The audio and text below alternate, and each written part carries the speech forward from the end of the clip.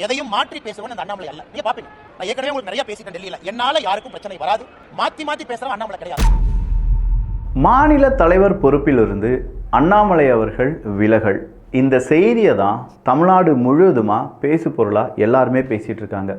முக்கியமாக திமுகவினுடைய ஊடகத்திலிருந்து பிஜேபியினுடைய ஊடகங்கள் வரை எல்லாருமே கேட்கக்கூடிய கேள்வி, இவரை மாற்றிட்டாங்கன்னா அடுத்தது யார்? நயினார் நாகேந்திரன் அவர்களா, வானதி ஸ்ரீனிவாசன் அவர்களா, இல்லை வேற யாருமா அப்படிங்கிற கேள்விலாம் இருக்கும்போது இதற்கான க்ளூவை கொஞ்சம் கொஞ்சமாக அண்ணாமலை அவர்கள் கொடுத்து வருகிறார்கள். அப்படி அண்ணாமலை அவர்கள் சொல்கிறது படி பார்க்க போனால் என்ன நடக்க போகுது அரசியல் களத்தில்? அடுத்ததாக திமுக, அதிமுக, தாவேகா, பாஜக, நாம் தமிழர் கட்சி அப்படின்னு சொல்கிற ஐமுனை போட்டி மும்முனை போட்டியாக மாறுறதுக்கான வாய்ப்புகள் இருக்கிறதா? இப்படி பல விஷயங்களை கொஞ்சம் ஆழமாக பார்க்க போகிறோம். இது தமிழ் பக்ஷம் வழங்கும் ஆழமான அரசியல் சதுரங்கம்.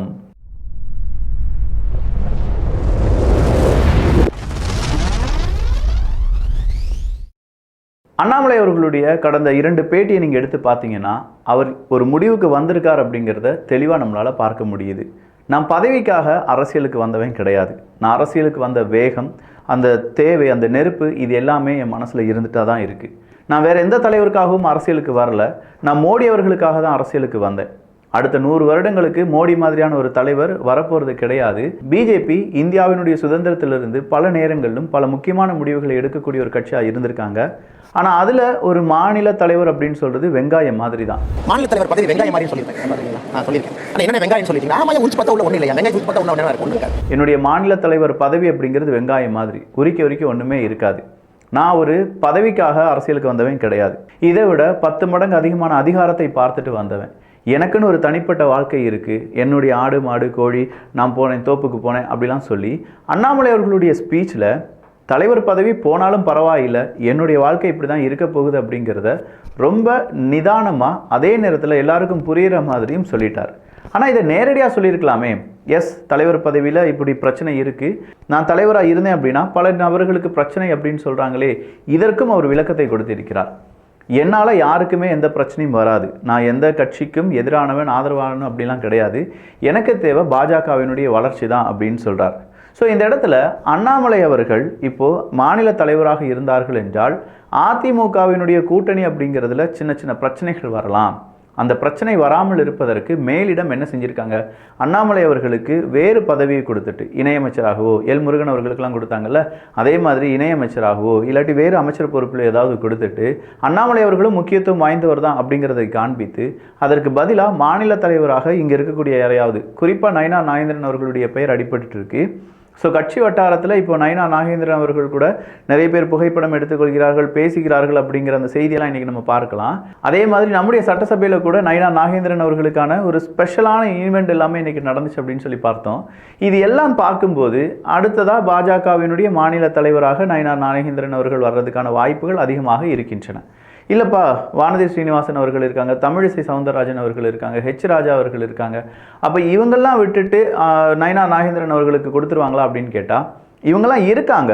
பட் நயினார் நாகேந்திரன் அவர்களுடைய அந்த பெயர் ரொம்பவே அடிபட்டு இருக்கு அப்படிங்கிறதையும் நம்ம இங்கே பார்க்க வேண்டும். சரி, அப்போ அண்ணாமலை அவர்கள் அடுத்ததாக என்ன செய்வார்? அடுத்ததாக எல் முருகன் அவர்கள் மாதிரி தமிழ்நாட்டுக்கு வருவார். பட் இந்த அளவுக்கு பிரச்சாரங்கள்லாம் செய்வாரா அப்படிங்கிறது ஒரு கேள்விதான்.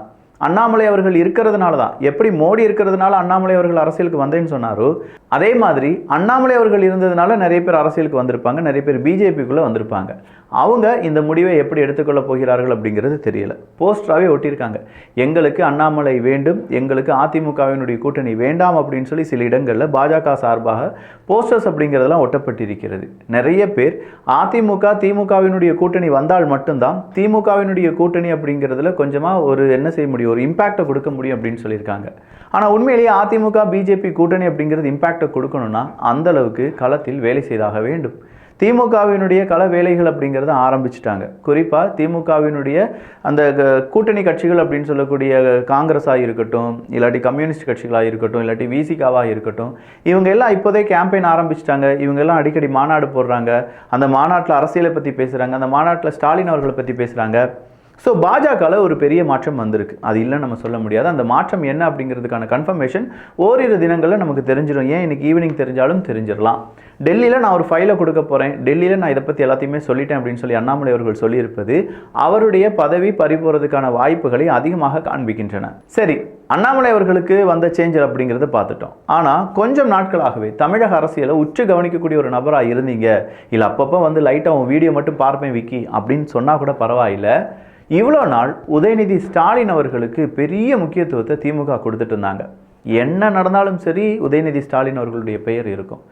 எவ்வளோ பெரிய அரசியல் நிகழ்வாக இருக்கட்டும், சின்னதாக விளையாட்டு நிகழ்வாக இருக்கட்டும், ஒரு முக்கியமான செய்தியாக இருக்கட்டும், அதில் உதயநிதி ஸ்டாலின் அவர்களுடைய பெயர் அப்படிங்கிறது இருந்துக்கிட்டே இருக்கும். ஆனால் கடந்த சில தினங்களாக உதயநிதி ஸ்டாலின் அவர்களை பற்றியான செய்திகளோ அவரை முன்னிலைப்படுத்துவதற்கான திமுகவினுடைய வேலைகளோ இது எதுவுமே இல்லை. இப்போவும் முன்னிலை யாரைப்படுத்திட்டு இருக்காங்க அப்படின்னு பார்த்தீங்கன்னா ஸ்டாலின் அவர்களை தான் முன்னிலைப்படுத்துகிறார்கள். அப்படின்னா உதயநிதி ஸ்டாலின் அவர்களை அங்கே இருக்கக்கூடிய சீனியர்ஸ், திமுகவினுடைய சீனியர்ஸ் எதிர்ப்பு தெரிவித்ததனால் வேறு வழியே இல்லாமல் ஸ்டாலின் அவர்கள் இப்போதைக்கு நீ வர வேண்டாம், லைம் லைட்டுக்கு வராத, நாங்கள் பார்த்துக்கொள்கிறோம் அப்படின்னு சொல்லி உதயநிதி ஸ்டாலின் அவர்களுக்கு சின்னதாக கட்டுப்பாட்டை விதித்திருக்கிறாரோ என்னவோ. ஏன்னா இதே மாதிரியான கட்டுப்பாட்டை கருணாநிதி அவர்கள் ஸ்டாலின் அவர்களுக்கு எதிராக விதித்திருந்தார்கள். அப்படி இல்லைனா ஸ்டாலின் அவர்கள் என்னைக்கே இந்த அரசியலில் மிக முக்கியமான பொறுப்புகளுக்கெல்லாம் வந்திருக்கணும். ஸ்டாலின் அவர்களை அரசியலில் மிக முக்கியமான பொறுப்புகளில் அமர்த்த ரொம்பவே கஷ்டப்பட்டார் கருணாநிதி அவர்கள். கொஞ்சம் வருடங்களுக்கு பிறகு தான் ஸ்டாலின் அவர்களுக்கான முக்கியத்துவம் அப்படிங்கிறது கருணாநிதி அவர்களால் கொடுக்கப்பட்டது. அதன் பிறகு இப்போது முதலமைச்சராக இருக்கார் என்பதெல்லாம் நமக்கு தெரிஞ்ச விஷயம்தான். ஸோ அண்ணாமலை அவர்கள் மேட்ரு எவ்வளோ சீரியஸோ அதே மாதிரி திமுகவில் இப்போதைக்கு திமுகவினுடைய சின்னவர் இல்லாட்டி மன்னவர் அப்படின்னு சொல்லிட்டு இருந்த உதயநிதி ஸ்டாலின் அவர்களுடைய பிரச்சனையும் அங்கே இருக்கக்கூடிய அரசியல் களத்தையும் நாம் பார்க்கணும். இதெல்லாம் விட அடுத்ததாக கச்சத்தீவு பிரச்சனை அப்படிங்கிறது தனி தீர்மானத்தை நாங்கள் நிறைவேற்றப் போகிறோம் அப்படின்னு சொல்லி திமுக சொல்கிறாங்க.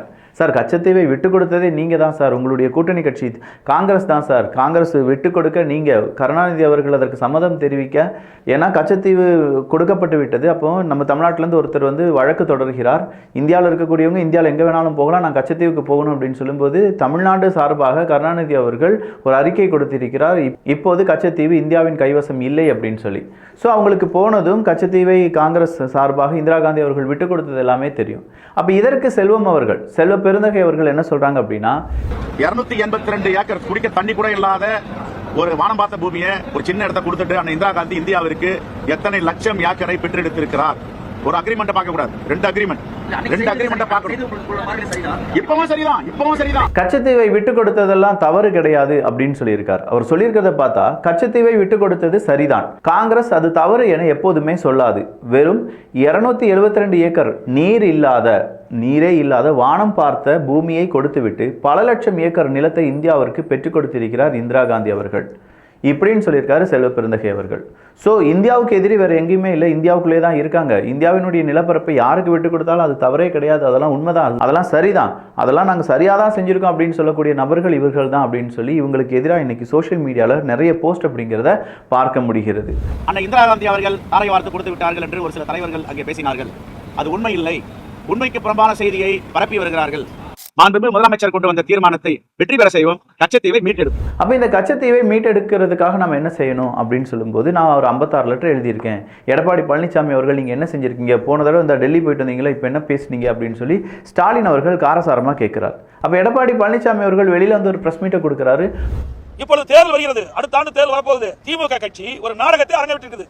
இந்த தீர்மானத்தின் மூலமாக 2019 38 நாடாளுமன்ற இருந்தாங்க. ஏன் மீனவர் பிரச்சனையை கொண்டு வந்து கச்சத்தீவை மீட்கவில்லை? ஏன் 39 நாடாளுமன்ற நாடாளுமன்றத்திலே கச்சத்தீவை மீட்பதற்கு உண்டான நடவடிக்கை மேற்கொள்ளவில்லை? 39 எம்பிக்கள் இருக்காங்கன்னு சொல்லி மார்தட்டி சொல்றீங்களே, அவங்களால என்ன செய்ய முடிஞ்சது? கச்சத்தீவை மீட்டு தர முடியாத ஒரு அரசியல் ஒரு கட்சியை வழி நடத்திட்டு நீங்க என்ன செய்ய போறீங்க, நீங்க என்ன சாதிக்க போறீங்க அப்படிங்கிற கேள்வியை சும்மா நறுக்குன்னு கேட்டிருக்காரு எடப்பாடி பழனிசாமி அவர்கள். அது மட்டும் இல்லாம இந்த கச்சத்தீவுக்காக தனி தீர்மானம் நிறைவேற்றப்படுவது அப்படிங்கிறது திமுகவினுடைய ஆட்சி காலத்தில் 5வது வருடத்தில். இதுல இருந்தே தெரியலையா இதெல்லாம் ஒரு நாடகம் அப்படின்னு சொல்லி முதல் வருடத்திலேயே கச்சத்தீவை மீட்க வேண்டும் அப்படிங்கிறது அவங்களுடைய தேர்தல் அறிக்கையா கொடுத்திருந்தாங்க. பல வருடங்களாக அதிமுகவினுடைய தேர்தல் அறிக்கை கச்சத்தீவை மீட்டெடுப்போம் அப்படிங்கிறது தான். அது ஒரு ஓரமாக இருக்கட்டும். ஆனால் 1வது வருடத்திலேயே 2வது வருடத்திலேயே என்ன செஞ்சிருக்கலாம்? திமுக நினைச்சிருந்தாங்கன்னா கச்சத்தீவை மீட்டெடுப்பதற்கான இதே மாதிரியான ஒரு பெரிய பேரணியை நடத்தி இருக்கலாம். ஆனால் இப்போ கச்சத்தீவை நாங்கள் மீட்டெடுக்க போகிறோம் அப்படின்னு சொல்றது ஒரு தேர்தல், ஒரு எலெக்ஷன் ஸ்டண்ட் மட்டும்தான், இதில் பெருசாக எதுவுமே கிடையாது அப்படின்னு சொல்லி அங்கே இருக்கக்கூடிய நபர்கள் சொல்ல ஆரம்பிச்சிருக்காங்க. ஸோ கச்சத்தீவு மீட்டெடுப்பதல் அப்படிங்கிறது யார் கொடுத்தாங்களோ அவங்களே மீட்டெடுக்க போகிறாங்கன்னு சொல்கிறாங்களே, இதெல்லாம் நம்புற மாதிரியா இருக்கு என்கிற கேள்வி. ஏன்னா கொடுத்ததும் திமுக தான், வாங்குறதும் திமுக தான் அப்படிங்கிறது இங்கே பெரிதாக பேசப்படுகிறது. அடுத்ததாக வந்திருக்கக்கூடிய செய்தி, SV சேகர் அவர்களுடைய அந்த பெண் பத்திரிகையாளர்களை பற்றியான வன்மம் நிறைந்த காட்சிகள் தான். SV சேகர் அப்படின்னு சொல்லும்போதே அவர் பிஜேபியில் இருந்தார், அதிமுக இருந்தார், அடுத்தா இப்போ எங்க இருக்காருன்னு தெரியல. ஆனால் பிராமணர்களுடைய கூட்டமைப்பு அவருக்கு பெரிய ராஜ மரியாதை எல்லாமே செய்திருந்தது.